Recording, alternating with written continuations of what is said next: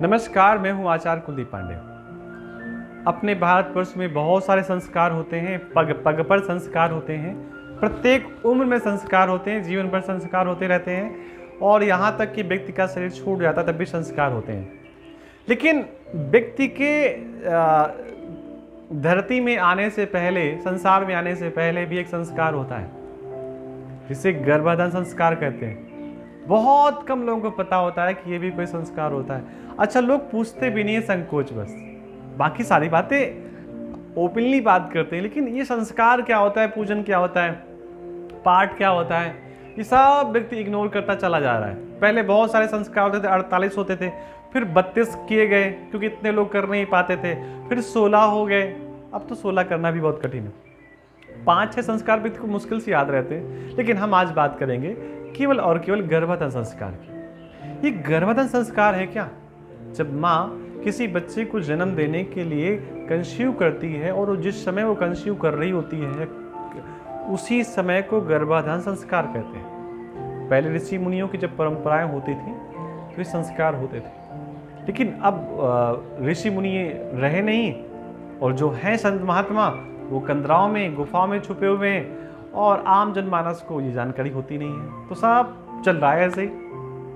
लेकिन हाँ, अगर इस पहले संस्कार का उपयोग सही से कर लिया जाए या इसको समझ लिया जाए, सही समय में सही संस्कार हो जाए तो बड़ा लाभ होता है।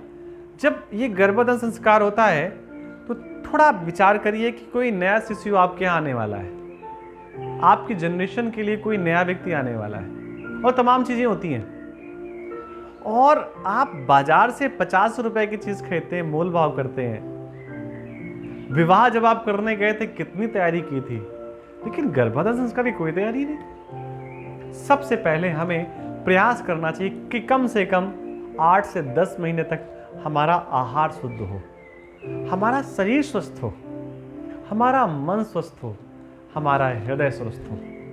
ये जब चीजें स्वस्थ होगी तो स्वस्थ बालक का सृजन गर्भ में होगा। और केवल इतना ही नहीं, हमें कुंडली और ज्योतिष के अकॉर्डिंग भी थोड़ा काम करना पड़ेगा। ये चेक करते हैं, हमें नक्षत्र भी देखना है और तारा भी देखना है कि कौन सी तारा चल रही है, कौन सा नक्षत्र चल रहा है।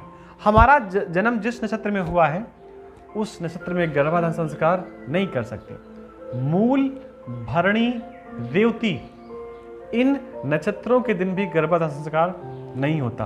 अगर ग्रहण पड़ा हुआ है, मालूम पड़े आज ग्रहण है, तो ग्रहण वाले दिन भी गर्भाधान संस्कार नहीं होगा। अगर माता पिता नहीं है और उनकी मृत्यु की तिथि पता है कि पंचमी को, सप्तमी को कब उन्होंने शरीर छोड़ा, ऐसी तिथि में भी गर्भाधान संस्कार नहीं होता। रिक्ता, रिक्ता का मतलब खाली, 5 तिथियां होती हैं, 5 में से रिक्ता तिथि होती है, ऐसी तिथि में भी गर्भाधान संस्कार नहीं करना चाहिए। संध्या काल, संध्या काल का मतलब है जब न तो अंधेरा हो ना उजाला हो, दिन डूबने वाला है, रात होने वाली है या रात समाप्त होने वाली है, दिन प्रकट होने वाला है, ऐसे समय को संध्या काल कहते हैं। ऐसे समय में भी गर्भाधान संस्कार नहीं होना चाहिए। दिन के मध्याह्न में और रात के मध्याह्न में 12 बजे के आसपास गर्भाधान संस्कार नहीं होना चाहिए। मंगलवार, शनिवार, रविवार, इन तिथियों पर भी गर्भाधान संस्कार नहीं होता। लेकिन कुछ नक्षत्र हैं जैसे तीनों उत्तरा, मृगशिरा, हस्त, अनुराधा, रोहिणी। देखिए रोहिणी तो आपको पहले से पता होगा, स्वाति, सब जानते हैं स्वाति नक्षत्र के बारे में, श्रवण, घनिष्ठा, शतभिषा, ये कुछ नक्षत्र बताए गए। थोड़ा सा प्रयास कर लिया जाए, कम से कम नक्षत्र पकड़ लिए जाए, कम से कम दिन पकड़ लिए जाए, कुछ तिथियों को अवॉइड कर दिया जाए। अगर ऐसा करते हैं और गर्भाधान संस्कार होता है, मन और शरीर की स्थिति अच्छी है, स्वस्थ है, तो आने वाला जो सृजन है, नया बालक है, नया शिशु है, जो आपकी वंश परंपरा को आगे बढ़ाएगा, वो स्वस्थ होगा, दीर्घायु होगा, उन्नतशील होगा और वो सब गुणों से संपन्न होगा। क्योंकि आप जितनी भी कथाएं सुनते हैं उनमें गर्भाधान संस्कार के बारे में कहीं न कहीं बताया जाता है, लेकिन लोग ऐसे नहीं बताते। आप इनका लाभ लीजिए, लोगों तक ऐसी सुंदर जानकारी पहुंचाइए। पहली बार चैनल पर आए हैं तो सब्सक्राइब करना बिल्कुल भी ना भूलें। बताएं जानकारी कैसी लगी। जय जगन्नाथ लिख करके अपनी उपस्थिति दर्ज करते हैं। मिलते हैं किसी नए वीडियो के साथ, तब तक के लिए आप सबको राम राम, नमस्कार।